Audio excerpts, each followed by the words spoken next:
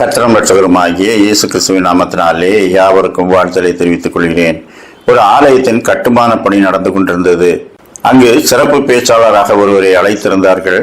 அவர் அவர்களை உற்சாகப்படுத்தி பேசினார். கர்த்தருடைய ஆலயம் கட்டப்படுவதன் அவசியம், நாம் ஒருமித்து அவரை தொழுது கொள்ள வேண்டியதன் அவசியம், நம்முடைய சந்ததிகள் அங்கே வந்து கர்த்தரை ஆராதிக்க நாம் ஏற்படுத்தி கொடுக்கும் ஒரு வசதி, இப்படியெல்லாம் பல காரியங்களை சொல்லி ஜெபித்தார். ஆனாலும் எல்லாரும் மற்றவர்கள் இந்த வாக்கியங்களினாலும் வசனங்களினாலும் தொடப்பட்டு கொடுப்பார்கள்.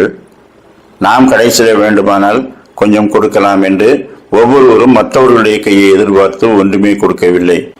கடைசியாக அவர் ஜெபம் பண்ணி ஆராதனை முடிந்து எல்லாரும் கிளம்பும் போது அவர் மைக்கில் ஒரு அனௌன்ஸ்மெண்ட் சொன்னார். உங்கள் எல்லாருக்கும் ஒரு செய்தி சொல்கிறேன். இங்கே ஒரு ஊனமுற்ற மாற்றுத்திறனாளியான ஒரு சிறுவன் இருக்கிறான். அவன் தன்னுடைய வெண்கல ஊன்றுகோலை இந்த ஆலய கட்டுமான பணிக்கென்று இப்பொழுது கொடுத்திருக்கிறான். அவனுக்காக நாம ஜெபிப்போம். தன்னிடத்தில் இருந்த ஒரே சொத்து அதுதான் என்று அவன் தெரிவித்திருக்கிறான். அந்த சொத்தை அவன் கொடுத்ததனால கர்த்தர் அவனை ஆசீர்வதிப்பாராக என்று எல்லாரும் கலைந்து சென்றவர்கள் அப்படியே நின்று ஜெபித்தார்கள். ஜெபித்து விட்டு அவர்கள் தங்களுக்குள்ளே குத்தப்பட்டவர்களாக அவனை விட அதிகம் பெற்றிருக்கிற நாம கொடுக்க வேண்டாமா என்று அவர்கள் உடனே நின்று அவரவர் தங்களால் முடிந்ததை கொடுத்தார்கள். அந்த சிறுவனின் ஊன்றுகோலை திருப்பி கொடுத்து விட்டார்கள். கர்த்தருக்கு நன்றி செலுத்தினார்கள். போதுமான தொகை சேர்ந்து அந்த ஆலயம் கட்டி முடிக்கப்பட்டு விட்டது.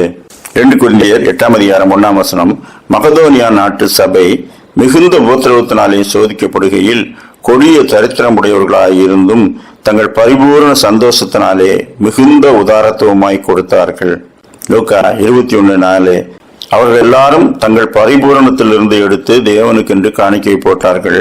இவ்வளோ தன் வறுமையிலிருந்து தன் ஜீவனத்துக்கு உண்டானதெல்லாம் போட்டு விட்டாள் என்றார்.